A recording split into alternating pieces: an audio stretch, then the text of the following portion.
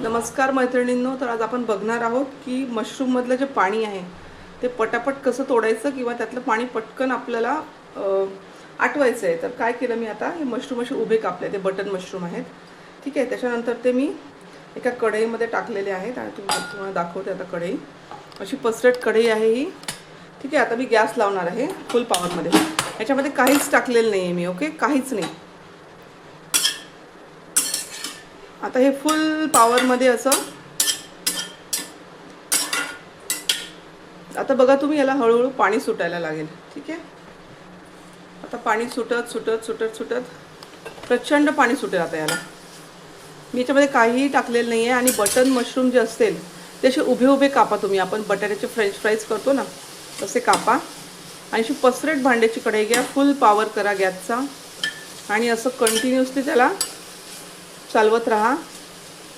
ठीक आहे. आपल्या सराट्याने आपलं असं मागे पुढे करत राहा. तुम्ही बघा आता ते पाणी सोडायला लागले आहेत. आता आज मला बनवायचं आहे मुलांसाठी पोळीचा मशरूम आणि कॉर्न रोल. तर त्याच्यामुळे मला असे एकदम त्याच्यातलं पाणी, काहीच त्याच्यामध्ये पाणी नको आहे, कारण मी भाजी नाही बनवणार आहे आज. भाजीमध्ये चालून जातं आपलं पाणी असेल तर, पण याच्यात चालत नाही, नाही तर तो रोल फसफसायला लागेल असा. बघितलं का तुम्ही, दिसतंय तुम्हाला पाणी सोडते मशरूम. ठीक आहे. तर आता असं कंटिन्युअसली करत राहायचं आहे तुम्हाला.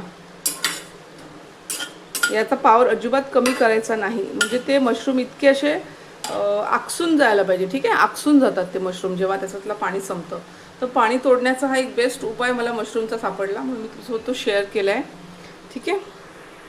बघा तुम्ही, आता किती प्रचंड पाणी सुटलं आहे मशरूमला. आणि मशरूम आपले उकळणं, पाणी तोडणं आपलं चालू आहे. गॅस कंटिन्यू फुल पॉवरवरती आहे. बघा आता मशरूम आपण पाणी, आता तुम्हाला आवाज येतोय का? आपण पाणी आता थोडं थोडं होत आलं आहे. आता पाणी पूर्ण याच्यामधलं वरचं पाणी पूर्ण गेलं आहे, पण याच्या आत अजूनही पाणी आहे.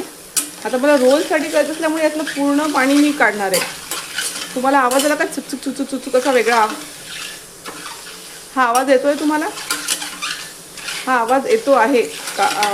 हा आवाज जेव्हा येतो आहे याचा अर्थ पाणी तुमचं पूर्ण सुकत चाललं. तुम्ही बघा आता आपले टपोरे टवटवीत जे मशरूम होते ते असे वाढलेले लसणाचे पाकळीसारखे झाले आहेत. आता रोलमध्ये कसं आहे, तुमच्या मुलांना असे मशरूम असे थोडेसे याच्यासारखे लागतात ना, म्हणजे कच्चे कच्चे असतात. त्याचं नेचर तसं असतं खाताना, तर मुलांना आवडत नाही.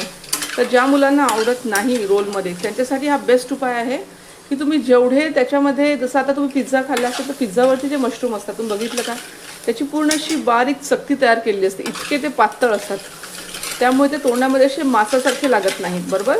आणि मुलं खातात.